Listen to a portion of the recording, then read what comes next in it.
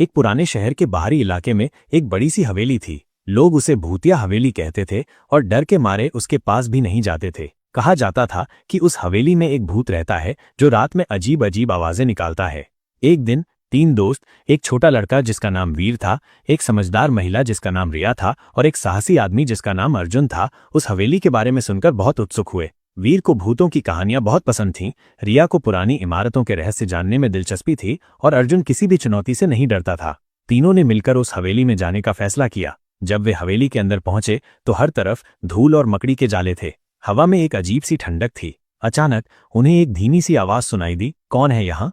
वीर डर गया और रिया ने अर्जुन का हाथ पकड़ लिया। अर्जुन ने हिम्मत दिखाते हुए कहा, हम दोस्त हैं और हम इस हवेली के बारे में जानना चाहते हैं। आवाज फिर आई, तुम डर नहीं रहे हो? वीर ने धीरे से कहा, थोड़ा डर तो लग रहा है, लेकिन हम जानना चाहते हैं कि यहाँ क्या होता है। तभी एक धुंधली सी आकृति सामने आई। ये एक भूत था, लेकिन उसका चेहरा उदास था और उसकी आंखें आंसुओं से भरी हुई थीं।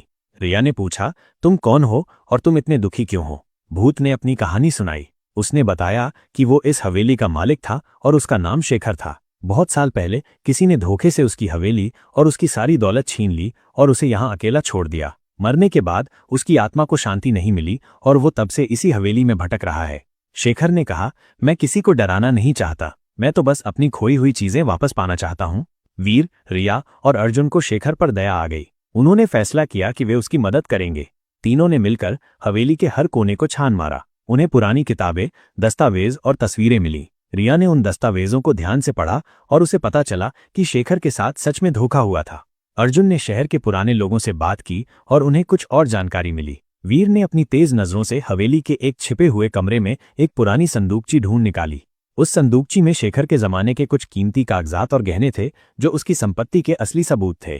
तीनों दोस्त उन सबूतों को लेकर शहर के बड़े लोगों के पास गए और उन्हें सारी कहानी बताई। सबूत देखकर सब हैरान रह गए और उन्होंने शेखर के साथ इंसाफ करने का फैसला किया।